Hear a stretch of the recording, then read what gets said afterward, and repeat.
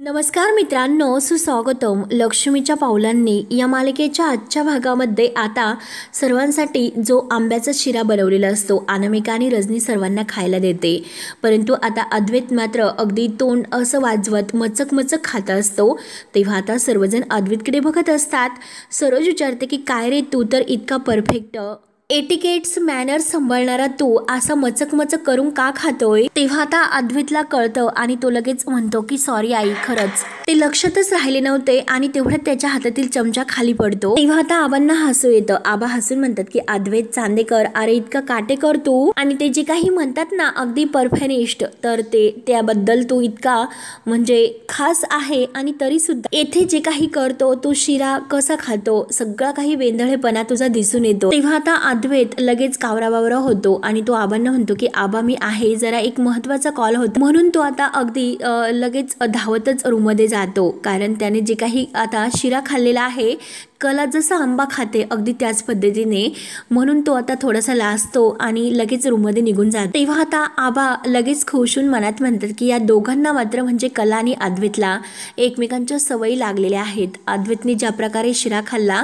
त्याच प्रकारे कला ही आंबा खात होती, हे सगळं काही आबांना सुद्धा आठवते. आपला जोडीदार समोर नसताना त्याच्यासारखं वागणं म्हणजे त्याचा सहवास, असं विचार करून आबा अगदी खुश होतात. यांना एकमेकांचा सहवास अगदी हवा असं वाटतोय. आपल्या जोडीदारासारखं जे काही वागणं आहे तर ते आता अद्वैतला सुद्धा अगदी मस्त ॲक्टिंग तो करतोय आणि त्याला आपल्या जोडीदाराची म्हणजे कलाची आठवण होते, म्हणून तो असं वागतोय. हे बघून आबा अगदी खुश होतात आणि आंबाबाईला म्हणतात ह्या दोघांना असंच एकत्र ठेव. त्यांच्या दोघांच्या मनात जरी काही असले पण नियतीच्या मनामध्ये त्यांची जोडी एकत्र यावी असंच काहीतरी असून दे, असा छान विचार आबा करतात आणि स्वतःशी खुश होतात. त्यानंतर आता कलाला तिखट लागलेले असते आणि कला आईला रागवते की आई तू इतकं तिखट का बनवतेस. तेव्हा संगीताला सुद्धा आता हे कळून चुकतं की अद्वैत रावांना सुद्धा तिखट आवडत नाही, त्याची कलाला सवय झाली. म्हणून आता दिनकर आणि संगीता सारखे कलाकडे बघत असतात. तर कला विचारते की काय झालं, तुम्ही माझ्याकडे असं का बघतात. तेव्हा आता संगीता म्हणते की अगं तेच बघते, कारण तुला जावई बापूंची सवय झालेली आहे आणि त्यांना सुद्धा जरासे तरी तिखट लागले तरी सुद्धा जास्त तिखट लागते. अगदी तशीच सवय कला तुला सुद्धा झालेली आहे. तेव्हा कलाला थोडासा राग येतो. कला आता लगेच म्हणते की हो लागली, मला त्याची सवय लागलेली आहे, कारण त्याने आता काय होणार आहे, मला तिखट लागते, त्याला सुद्धा तिखट लागत नाही. त्याला तिखट लागल्यानंतर तो सगळ्यांशीच तिखट वागतो, त्यामुळे आता ह्या अशा सवयी त्याच्या मला नकोयच असे बोलून ती आता उठते. 1 मिनिट म्हणून रागाने ती आत जाते. संगीता आता दिनकरला म्हणते की नक्की हिला काय झालं असेल. रागाने ती आता आतमधून मिर्च पावडरची बरणी घेऊन येते आणि आपल्या जेवणाच्या ताटामध्ये सगळ्या काही भाजीवर जी काही मिरची आहे तर ती मिरचीची भुकटी टाकून देते. तेव्हा आता दिनकर आणि संगीता टेन्शनमध्ये येतात. दिनकर आणि संगीता म्हणतात की कला अगं तू काय करतेस आहे. परंतु कला काही न बोलता सर्व भाजीवर मिरची टाकते आणि ते खायला सुरुवात करते, कारण तिला अद्वैतची कोणतीही सवय आता ठेवायची नसते. ती खूप अद्वैतवर रागवलेली असते, म्हणून ती आता जे काही तिखट तिने केलेलं आहे तर ते अति तिखट खाण्याचा प्रयत्न करते. संगीता दिनकरला म्हणते की अहो काहीतरी म्हणा तुम्ही, ती काय करते. दिनकर आता कलाला समजवण्याचा खूप प्रयत्न करतो, परंतु कला ऐकायला तयार नसते आणि शेवटी ती मिरची कालून आता ते सर्व काही खाण्याचा प्रयत्न करते. तेव्हा आता कला ते तिखट खात असते आणि अद्वैत जे काही म्हणलेलं आहे की माझी खूप मोठी चूक झाली, डिव्होर्स पेपरवर तेव्हाच्या तेव्हा सह्या मी करायला हव्या होत्या, हे सगळं काही कलाला आठवते आणि तिला आणखीन राग येतो. त्या रागाच्या नादात ती आता सर्व काही तिखट खाऊन टाकते, कारण अद्वैतची एकही सवय तिला ठेवायची नाही, त्याच्या कोणत्या सवयीसुद्धा नाही आणि त्याच्याशी नातंसुद्धा नकोय. आणि आता कलाच्या डोळ्यात पाणी येत असतं, पण तरीसुद्धा कला सगळं काही स्वतःचा त्रास सहन करून घेते आणि तिखट खात असते. ती आता खाता खाता म्हणते की ते कोणतेही ते माणसंसुद्धा नकोय आणि त्यांची सवयीसुद्धा मला नकोय. तेव्हा आता दिनकर संगीताला म्हणतो की जा बरं तू आतमधून गुळाचा खडा वगैरे घेऊन ये, कलाला खूप तिखट लागले असेल. तेव्हा संगीता घाईने उठते, परंतु आता कलाही ओरडते की आई नकोय, मला तिखट लागून दे, कारण ह्या ज्या काही सवयी आहे तर त्या कोणत्याही सवयी मला माझ्या अंगाला नाही लागून घ्यायची. म्हणून कला आता ते तिखट आहे तर ते तिखट खाण्याचा प्रयत्न करत असते. अद्वैतचा तिला खूप राग आलेला असतो आणि तो राग आता त्या तिखट खाण्यातून तो व्यक्त करत असते. त्यानंतर आता इकडे सरोज आपल्या रूममध्ये काहीतरी काम करत असते आणि तेथे रोहिणी येते. रोहिणी आता रागाने सरोजला मुद्दा म्हणत असते की वहिनी, अगं सरोज वहिनी, आपल्या या घरामध्ये काय सुरू आहे? तेव्हा आता सरोज विचारते की काय ग, काय झाले? तेव्हा आता रोहिणी विचारते की काय झालं म्हणजे काय?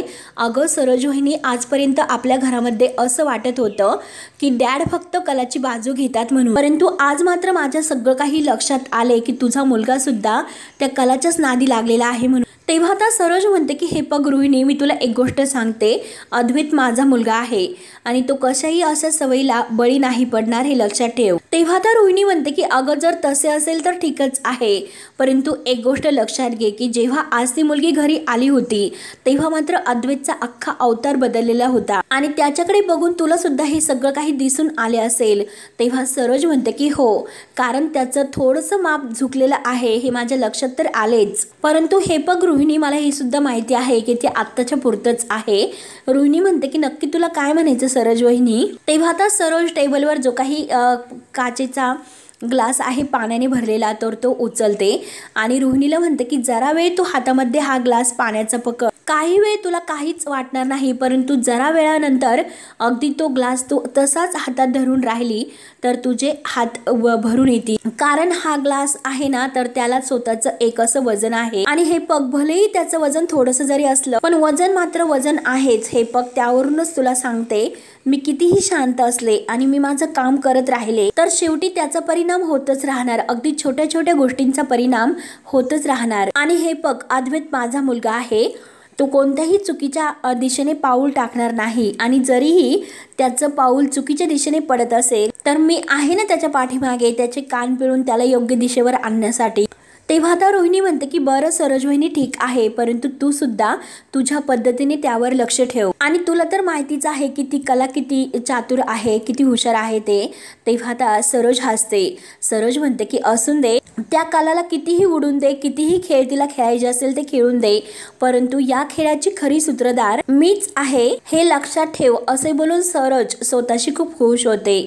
त्यानंतर आता आबा हे हळूच आता संगीताला गुपचूप कॉल करतात आणि विहीनबाई, अहो खरंच तुमच्यासाठी एक खुशखबर आहे. खुशखबर म्हटल्यानंतर आता संगीता तर खुश होते. संगीता म्हणते की काय आबाजी, काय सांगतात? अहो काय असे आनंदाची बातमी आहे की ते कान माझे खरंच ऐकण्यासाठी अगदी आतुरतेने वाट बघतात, नक्की सांगा बरं काय झाले? तेव्हा आता आबा, चांदेकरांच्या घरामध्ये जे काही घडत आहे, अद्वैत कलाच्या प्रत्येक सवयी कशा स्वतः स्वीकारतो आणि त्या सवयी कशा स्वतःला त्याने लावून घेतल्यात, जे काही घडलेले आहे प्रत्येक ठिकाणी त्याला कला कशी दिसते, रजनीने जे काही सांगितलेले आहे तर तो सगळा घडलेला प्रकार संगीताला सांगतात. संगीता सुद्धा खूप खुश होते. तेव्हा आता ते ऐकून संगीता म्हणते की हो हो आबाजी, अहो अंबाबाईचीच कृपा आहे. तेव्हा आता आबा म्हणतात की हो विहीनबाई, आपण जे काही ठरवलं होतं ना अगदी तेच आता आपल्याला करायचे. तेव्हा आता संगीता विचारते की अहो आबाजी, पण आणखीन काय करायचे? तर आबा हळूच म्हणतात की अहो सांगतो. तेव्हा आता आबा कला आणि अद्वैत या दोघांना एकत्र आणण्यासाठी जो काही प्लॅन संगीताला सांगतात तर तो प्लॅन ऐकून संगीता खूपच खुश होते आणि जगात भारी असं म्हणते. आणि तेवढ्यात आता संगीता दरवाजा लावून आत बसलेली असते आणि आबांबरोबर ती फोनवर बोलत असते. तेवढ्यात कला दरवाजात येते आणि आईला आवाज देते. तेव्हा आता कला म्हणत असते की आई अगं दार उघड. तर आता संगीता आबांना म्हणते की आता डेंजर आले, डेंजर. तेव्हा आबा विचारतात की आता काय झाले? तेव्हा आता संगीता हळूच म्हणते की आबाजी, अहो आमची कला डेंजर. ती दार वाजवते आणि काहीतरी काम आहे. तेव्हा आता आबा खुशून म्हणतात की हो समजले आणि चला आता मी फोन ठेवतो, म्हणून आबा फोन कट करतात. त्यानंतर आता इकडे चांदेकर आपल्या ऑफिसमध्ये असतो, परंतु त्याला सारखे कलाबद्दलच विचार मनात येत असतात. जेव्हापासून कला त्या घरातून सोडून गेली आणि कलाने त्या डिव्होर्स पेपरवर जाता जे काही अद्वैत तिला बोललेला आहे त्या रागात तिने डिव्होर्स पेपरवर ज्या सह्या केलेल्या आहे तर प्रत्येक क्षणाची अद्वैतला आठवण येत असते. आता त्याला कलाचा विरह सहन होत नसतो आणि तो म्हणतो की काही झाले तरी आता खरेशी एकदा तरी मला बोलावंच लागेल, कलाने आता त्याची जी काही पैशांची परतफेड केलेली आहे त्यामुळे तो डिस्टर्ब असतो। जो काही डोक्यामध्ये राग तिने घातलेला आहे आणि स्वतःचा निर्णय स्वतः घेतलेला आहे त्याबद्दल एकदा तरी तिच्याशी बोलून मला तिला समजावं लागेल याचा आता अद्वैत विचार करतो। तिने स्वतः डिव्होर्स पेपरवर सह्या केल्या आणि मला तर म्हटली होती की एकदा आपल्या नात्यामध्ये जी काही समानता आहे तर ती तू पडताळून पहा आणि मग तुला काय निर्णय घ्यायचा ते घेऊ शकतो। परंतु मला तर तिने एक चान्स मागितला होता, परंतु स्वतःने डिव्होर्स पेपरवर सह्या केल्या तेव्हा तिने कोणताच विचार का केला नसेल असा आता अद्वैत विचार करतो। तेव्हा तो हाता कलाबद्दल विचार करत असताना कला त्याच्या समोर येऊन बसते असं त्याला भास होतो आणि कला आता अद्वैतला म्हणते की हे बघ अद्वैत चांदेकर, अरे तू तर अगदी बरोबर बोलतोस। आपल्या दोघातील जे साम्य आहे तर ते तुझ्या समोर आणण्यासाठी मी तर खरंच खूप तडफडत होते। आपण एकमेकांसारखे कसे आहोत हे तुला दाखवण्याचा मी पूर्णपणे प्रयत्न करत होते, परंतु यातील एक सुद्धा विचार सही करताना माझ्या डोक्यामध्ये आलेला नाही, कारण त्यावेळी फक्त मला माझा स्वाभिमान दिसत होता। माझ्या आई वडिलांचा होणारा अपमान मला त्यावेळेस दिसत होता। चांदेकर, हे पग चूक एकदा होऊ शकते आणि हे पग मला सुद्धा वाटत नव्हते की माझ्या आई वडिलांचा अपमान कोणी असं करावं म्हणून। आणि हे पग प्रेम करणं कधीही गुन्हा नसतो, कुणीही कधीही कुणावर प्रेम करू शकतो आणि इकडे मात्र माझ्या बहिणीच्या प्रेमाचा उद्धार होत होता। मग अशा वेळेस मी काय करायला हवं होतं हे तू सांग। तेव्हा आता अद्वैत कलाला म्हणतो की तू अगदी शांत राहायला हवं होतं। सिच्युएशन जी काही पॅनिक होती त्यापेक्षा जास्त पॅनिक तर तू झालीस। इतर वेळेस जे काही समजूतदारपणे तू वागत असते मग यावेळेस मात्र तू का वागू शकली नाही? आणि तुला तर माहितीच आहे की अशा सिच्युएशन मध्ये काय करायचं हे मला नाही कळत। अगं मी काय करायला हवं काय करायला नको हे तू मला समजून सांगायला हवं होतं। मी चिडलो होतं तेव्हा तू मला शांत करायला हवं होतं। तेव्हा आता कला अद्वैतला म्हणते की अरे तुला कळत नाही असं या जगामध्ये काही सुद्धा नाही। अरे तू अद्वैत चांदेकर आहे त्याचं मी काय करायचं होतं? तर अद्वैत तिला म्हणतो की तू गप्प बस, काहीही बोलू नकोस। म्हणून आता अद्वैत उठतो आणि कला उठून त्याच्या मागे यायला सुरुवात करणार, तोच लगेच कला पडणार। अद्वैत तिला धरतो आणि सावकाश असं म्हणतो आणि दोघे आता एकमेकांकडे बघत असतात। अद्वैत सारखा तिच्याकडे बघता बघता आता कलाला खोशून म्हणतो की खरंच तू वेंदळी आहेस आणि लगेच तो स्वतःला सावरतो आणि परत कलाला म्हणतो की खरे हे बघ डिझाईनचं खूप काम बाकी आहे, तू लगेच कामाला लाग, बाकी कोणत्याही कामाचं मला सांगू नकोस। एकतर क्लायंटची खूप अशी घाई सुरू आहे, रिक्वायरमेंट त्यांच्या खूप सुरू आहेत, त्यामुळे त्यांच्या सगळ्या काही मागण्या पूर्ण व्हायला हव्यात आणि त्यांच्या मनपसंतीचे दागिने पूर्ण व्हायला हवेत। आता अद्वैत इकडे तिकडे बघतो परंतु कला तेथे नसते कारण तो अद्वैतचा भास असतो। त्यानंतर आता दरवाजा वाजतो आणि अद्वैतचा एक जो काही कामावरचा स्टाफ मधील मेंबर आहे तर तो आत येतो। तेव्हा आता त्याच्या हातामध्ये जिलेबी असते। अद्वैत विचारतो की जिलेबी आणि खास काय असं? तेव्हा आता तो मेंबर सांगायला सुरुवात करतो की आज मात्र आमच्या बऱ्याच जणांच्या डब्यात दुपारच्या जेवणात गोड काही असं नव्हतं म्हणून जिलेबी ऑर्डर केली होती आणि ती दुपारची ऑर्डर होती तर ती आत्ता आली, त्यामुळे सर मी तुम्हाला द्यायला आलो, घ्या ना। तेव्हा आता अद्वैत म्हणतो की नाही राहून द्या, मी नंतर काही वेळाने खाईल। तेव्हा आता तो मेंबर ओके सर म्हणून टेबलवरती जिलेबीचा बॉक्स ठेवून देतो आणि तो जायला निघतो। तेव्हा आता अद्वैत त्याला थांबवतो आणि म्हणतो की एक सेकंद, आता म्हणजे तुम्ही असं म्हणाले की डब्यामध्ये काही गोड नसतं, म्हणजे काय हो, तुम्ही काही डबा कुठे लावलेला आहे का? तेव्हा आता तो मेंबर सांगतो की हो सर आपल्या ऑफिस जवळच आहे आणि आपल्या ऑफिस मधील 10-12 जणांनी तेथे डबे लावलेले आहेत, पण सर अहो काय बोलायचं, पर्यंत जाऊन द्या, पोट तर भरतं ना। तेव्हा आता अद्वैत विचारतो की अरे पण तो असं का बोलतो, तेथील जेवण डब्बे वगैरे चांगले नाहीत का, त्याबद्दल काही कंप्लेंट वगैरे आहे का? तेव्हा आता तो मेंबर सांगतो की अहो सर खूप दररोज काही ना काही कंप्लेंट तर असतातच, कधी भाजीमध्ये तिखट जास्त असते तर कधी मीठ जास्त असते। अहो आता फक्त पोट भरते म्हणून आम्ही शांत बसतो, कारण जेवण करताना कोणताही उत्साह आणि इंटरेस्ट त्यामध्ये नसतो, कारण ते जेवणच इतकं बेचव असतं। आणि सर मी तुम्हाला काय सांगू म्हणून तो पुढचं काही सर्व सांगायला जातो तर अद्वैत म्हणतो की नाही हो, माझ्या हे बघा सगळं काही लक्षात आले, तुम्ही एक काम करा, तुम्ही येथेच कोल्हापूरमध्ये एक महालक्ष्मीचं जी काही मिसळ आहे स्टॉल आहे तुम्ही तेथून जेवण मागवा। मी सुद्धा एकदा दोनदा ट्राय केलेला आहे, क्वालिटीचा काहीच प्रश्न नाही, अगदी फेमस अशी मिसळ वगैरे जेवणाची जी काही पद्धत आहे तर तुम्हाला ती मिळेल आणि तेथे मात्र उत्कृष्ट असं घरगुती जेवण तुम्हाला मिळेल। ताबडतोब तुम्ही तिकडे फोन करा, मी तुम्हाला नंबर देतो। तेव्हा आता तो मेंबर म्हणतो की सर तोपर्यंत तुम्ही मला नंबर मेसेज करा, मी बाकीच्यांशी बोलून घेतो।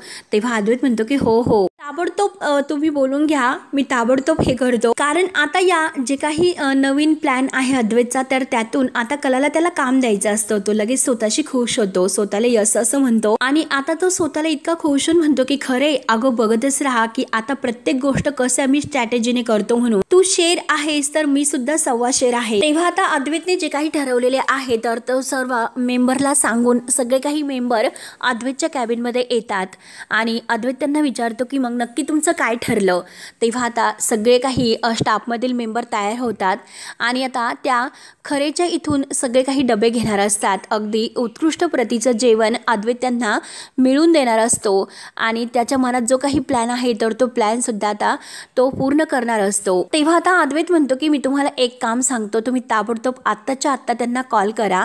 मी जी काही अट तुम्हाला सांगत आहे तर तुम्ही त्यांना सांगा आणि तुमच्या डब्याची जी काही ऑर्डर आहे तर तुम्ही त्यांना असं सांगायचं की चांदेकर ज्वेलर्स या ऑफिसमध्ये तुम्ही ते सगळं काही जेवण वगैरे पाठवून द्या ती ऑर्डर. आणि तुम्ही एक काम करा, त्यांना असं सांगा की त्यांची मधली मुलगी आहे ना तिने सगळे डबे येथे आणून द्यायचे, हे सुद्धा तुम्ही त्यांना सांगा. अद्वैतच्या सांगण्यावरून आता तो मेंबर लगेच आता तिकडे फोन लावतो. अद्वैत आता अगोदर फोन स्पीकरवर टाकायला सांगतो. तेव्हा आता अद्वैतच्या सांगण्यावरून तो लगेच आता फोन स्पीकरवर टाकतो आणि आता कला किचन मध्ये असते आणि किचन मध्ये काम करत असताना तिला तो फोन येतो. तेव्हा आता कला फोन उचलते आणि हॅलो असं म्हणते. तेव्हा आता लगेच तो मेंबर तिकडून अद्वैतने सांगितल्याप्रमाणे महालक्ष्मी मेस असं विचारतो. तेव्हा कला म्हणते की हो हो. तर कला लगेच आता संगीताला खुणावून जवळ बोलावते आणि तो फोन स्पीकरवर ठेवून संगीताला सुद्धा ती ऐकवते. तेव्हा आता तिकडून तो मेंबर म्हणतो की मला तुमचा जो काही मेनू आहे तर तो त्याचं काही पाठवता का. तेव्हा आता संगीता तिला खुणावत असते. तसं आता कलाही सांगत असते की हे बघा चापील वगैरे काही नाही, पूर्ण डबा असेल तर 80 रुपये, म्हणजे अर्धा डबा पोळी भाजी डाळ भात वगैरे हवे असेल तर डब्यामागे 40 रुपये होतील. तेव्हा आता तो मेंबर म्हणतो की हो ठीक आहे, पण आम्हाला दररोजचे 12 डबे लागणार आहेत. तेव्हा आता 12 म्हटल्यानंतर कला आणि संगीता दोघींना आश्चर्याचा धक्काच बसतो. कला आता संगीताला खुणावते आणि संगीता तर डोक्याला हात लावते आणि हो नक्की देऊ म्हणून तिला आनंद होतो. कला लगेच म्हणते की हो नक्की तुम्हाला डबे भेटून जातील, आम्ही तुम्हाला डबे देतो, फक्त तुम्ही आम्हाला तुमचा पत्ता पाठवा. तेव्हा आता तो मेंबर म्हणतो की हो लगेच लिहून घ्या. तर कला म्हणते की बोला आणि तो सांगायला सुरुवात करतो की जेवणाच्या वेळेस जे काही डबे आहेत तर ते जेवणाच्या वेळेस चांदेकर हेड ऑफिसच्या तिकडे पोहोचवले तरी चालतील. तेव्हा आता चांदेकर ऑफिस म्हटल्यानंतर कलाला राग येतो, परंतु संगीताचा लगेच चेहरा खुलतो. ती मनात म्हणते की आई अंबाबाई, येड्याला जिकडे जायचं आहे तर त्याचा मार्ग तूच आखते हे मात्र खरं आहे. तोच आता कला तर विचार करत असते, परंतु संगीता लगेच ती ऑर्डर लगेच स्वीकारते. तुम्हाला तुमची डिलिव्हरी तिकडे पूर्ण होईल असं सांगते. तेव्हा आता कला रागानेच म्हणते की बरं ठीक आहे, देईन कोणीतरी तुमची डिलिव्हरी. तेव्हा अद्वैत लगेच आता त्या मेंबरला खुणावतो की कोणी नाही, फक्त त्यांची मधली मुलगी आहे ना तिलाच ते डबे द्यायला सांगा. तेव्हा आता लगेच तो मेंबर कलाला म्हणतो की काय आहे की तुम्हालाच यावं लागेल ऑफिसमध्ये डब्बा द्यायला आणि जर तुमच्या मधल्या मुलीने जर हा डब्बे आणून दिले तर जास्तच उत्तम राहील असे तो आता म्हणून जातो. तेव्हा आता संगीताला राग येतो. संगीता रागानेच फोन हातात घेते आणि म्हणते की काय हो नक्की तुम्हाला काय म्हणायचं आहे, मधल्याच मुलींनी डबे दिले म्हणजे नक्की काय, अहो तुमच्या जिभेला काही हाड वगैरे आहे की नाही. म्हणून संगीता त्यांच्यावरच रागवते. आता तो मेंबर अद्वैतला खुणावतो. तेव्हा आता संगीता रागाने म्हणते की काय हो काय बोलतात, आया आणि बहिणी आहेत ना तुमच्या घरी. तेव्हा आता अद्वैत त्याला खुणावतो. तेव्हा तो मेंबर म्हणतो की अहो मॅडम मला तसं म्हणायचं नव्हतं. तेव्हा आता संगीता म्हणते की सांगू का तुमच्या मोठ्या सरांनी, सांगू का त्यांना की तुम्ही असं बोलतात म्हणून. तेव्हा आता तो मेंबर म्हणतो की हो हो अहो तेच सांगतात. तेव्हा आता संगीताच्या सगळे काही लक्षात येते आणि संगीताच्या पूर्ण लक्षात येते की यामागचे खरे सूत्रधार जावई बापूच आहेत. म्हणून ती आता स्वतःशी हसते आणि फोन कट करते. म्हणून इकडे अद्वैत नाराज होतो. तेव्हा आता संगीता कलाला विचारते की काय ग कला, तू फोन कट का केला, अगं इतकी मोठी ऑर्डर आपल्याला आली होती, त्यामुळे बाळा अगं असं कामाला पाठ फिरवायची नसते. तेव्हा आता कला रागाने म्हणते की आई अगं तो पत्ता कुठील आहे तर तुला कळलंच असेल, मग मी तिकडे नाही जाणार. तेव्हा आता संगीता म्हणते की अगं असं काय करते, आपला बिझनेस आहे, आपल्याला कुठे पण जावं लागतं. कला आता स्पष्ट शब्दात म्हणते की मी तिकडे चांदेकर ऑफिसमध्ये नाही जाऊ शकत. तेव्हा आता संगीता म्हणते की अगं कला एकदा विचार कर, 80 रुपयाला एक डबा म्हणजे 12 डबे आणि 960 झाले, पण निदान 1000 रुपये तर धर. अगं इतकी मोठी ऑर्डर आपल्याला आली होती आणि तू सुद्धा मूर्त्या बनवते आणि पैसे काही गोळा करते. अगं मग या पैशांची सुद्धा त्यात वाढ होईल आणि पैसे जमा करण्यासाठी आपल्याला नाहीतर नुकसान होईल. तेव्हा आता कला ही संगीताच्या बोलण्याचा मनात विचार करते की आई बरोबर बोलते, पैशाचं नुकसान होईल आणि पैशाची तर आता सध्या आपल्याला गरज सुद्धा आहे, परंतु तरी सुद्धा मी चांदेकरांची ऑर्डर नाही घेऊ शकत. तेव्हा आता कला विचार करते की हा स्वयंपाक करायला घ्यावा किंवा नको घेऊ, नक्की काय विचार करू. तेव्हा संगीता इकडे सर्व स्टाफ एकत्र जमलेले असतात. अद्वैत सुद्धा तेथेच असतो आणि परत कॉल करतो. तेव्हा तो मेंबर म्हणतो की सर परत कॉल आला. तेव्हा आता अद्वैत म्हणतो की हो आणि संगीता आता फोन करून म्हणते की तुमची ऑर्डर आहे तर ती स्वीकारली जाईल आणि जे काही आता ठरलेले आहे तर तेवढंच करा. तेव्हा आता कलाला राग येतो. कला संगीताला रागवते की तू परत फोन का केलास असं म्हणते. तेव्हा तो माणूस तिकडून विचारतो की तुम्ही नक्की डबे पाठवणार आहात ना. तेव्हा आता कला घाईने लगेच संगीताच्या हातातील मोबाईल घेते आणि म्हणते की हॅलो आणि तुम्हाला आम्ही नक्की 12 डबे देऊ असं म्हणते. तेव्हा आता अद्वैतचा चेहरा लगेच खुलतो आणि इकडे संगीताला सुद्धा खूप आनंद होतो. ती दिव्य आईचे आभार मानते आणि संगीता आता मनात म्हणते की आता मात्र जावई बापू आणि कला यांना एकमेकांना भेटायच्या संध्या तर वाढल्यात आणि अद्वैत आता इतक्या आनंदाने उड्या मारायला सुरुवात करतो आणि आता हवं तेवढं पोटभर तुम्ही जेवू शकतात. सर्व स्टाफला तो आता अगदी एन्जॉय करण्यासाठी पाठवतो आणि हवं तेवढं जेवणावर ताव मारून या, सगळं काही व्यवस्थित मोफत म्हणून तो स्वतः आनंदाने खूप उड्या मारत असतो.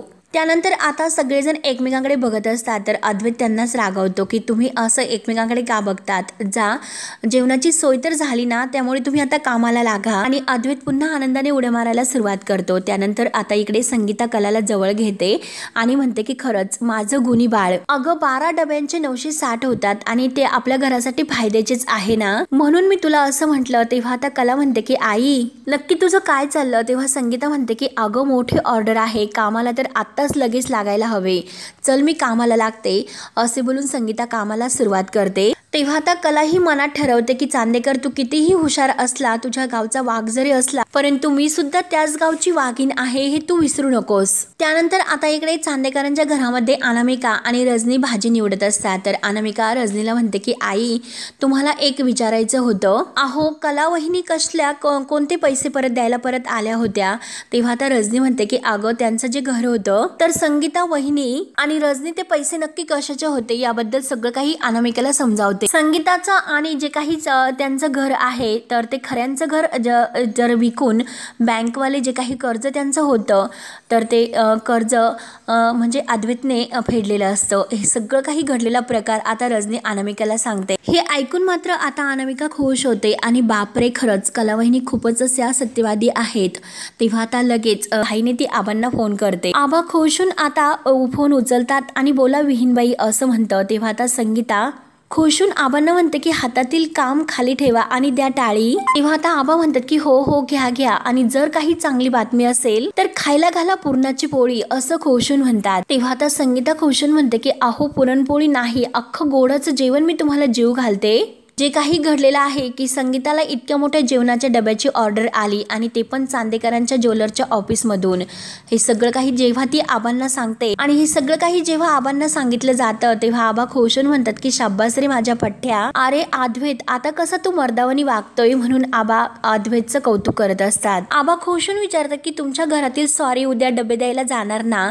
तेव्हा आता संगीता म्हणते की हो आबाजी, अगोदर ती तयार नव्हती परंतु आता मात्र ती तयार झालेली आहे आणि हे बघा ती जर तिकडे गेली तर चांगलंच होईल. काय होईल ते उद्या मी तुम्हाला कळवते. आता मी फोन ठेवते, नाहीतर ती डेंजर पुन्हा येईल आणि पुन्हा माझ्यावर रागवेल. तेव्हा आता आबा खुशून म्हणतात की हो ठीक आहे ठेवतो फोन. त्यानंतर आता इकडे रजनी आणि अनामिका काम करत असतात. डायनिंग टेबलवर बसून काहीतरी निवडत असतात. तेवढ्यात अद्वैत गाणं गुणगुणत येतो आणि म्हणतो की वा रे वा, सासूबाई आणि सुनबाई दोघी मिळून मटार सोलतात का. अरे गुड म्हणून तो आता अनामिकाला विचारतो की अनामिका अगं सासू काही छळवत वगैरे नाही ना तुला. तेव्हा आता रजनीला हसायला येते आणि अनामिका सुद्धा खूप हसते. अनामिका सांगायला सुरुवात करते की घरातील 4 गोष्टी आई मला व्यवस्थित समजावून सांगतात छान असं कम्फर्टेबल फील करवतात। आणि आता सुद्धा आम्ही गप्पाच मारत होतो, अगदी कलावहिनीचाच विषय आम्ही काढलेला होतो, कलावहिनी बद्दलच बोलत होतो, कारण या घरात आल्यापासून कलाचा सहवास मला फार काही मिळालेला नाही, परंतु पर्सनॅलिटी वरून मला खरंच कला फारच आवडलेली आहे, एकदम अशी सरळ आहे। तर आता रजनी अद्वैतला खुणावते। अद्वैत मनात म्हणतो की सरळ, ती तर एक नंबरची सरळ नाही, भुरळ आहे भुरळ, ती खरे भुरळ पाडते, अति आगाऊ कुठली। आणि मित्रांनो, हा भाग येथे संपतो। पुढील भागामध्ये आता अद्वैत मुद्दाम घड्याळाचं जे काही काटा आहे तर ते पुढे फिरवतो, आणि आता ही खरे डब्बा आणण्यासाठी किती वेळ लावत असेल, 1:30 तर वाजून गेला, तरी सुद्धा अजून डब्बा आलेला नाही। तेवढ्यात काजल इकडे तयार होऊन येते आणि संगीता आणि कलाला म्हणते की पटकन डब्बे द्या, मी डब्बे तोपर्यंत पोहोच करून येते। तेव्हा आता कलाने सुद्धा डोक्याला स्कार्फ बांधलेला असतो। संगीता खुशून म्हणते की अगं, तुझी कलाताई सुद्धा डब्बे द्यायला येणार आहे। त्यानंतर आता इकडे अद्वैत सर्व स्टाफवर खूप रागवतो की डब्बा कुठे आहे, डब्बा अजून का आला नाही। तेव्हा आता कला ही डब्बे देऊन अगदी यांनी खाऊन सुद्धा घेतलेले असतात आणि अद्वैतला माहिती सुद्धा झालेली नसते। अद्वैत म्हणतो की काय काय बोलतात। तेव्हा आता मित्रांनो, पुढे काय काय होतं हे बघण्यासाठी आपल्या चॅनलला नक्की सबस्क्राईब करत राहा। धन्यवाद।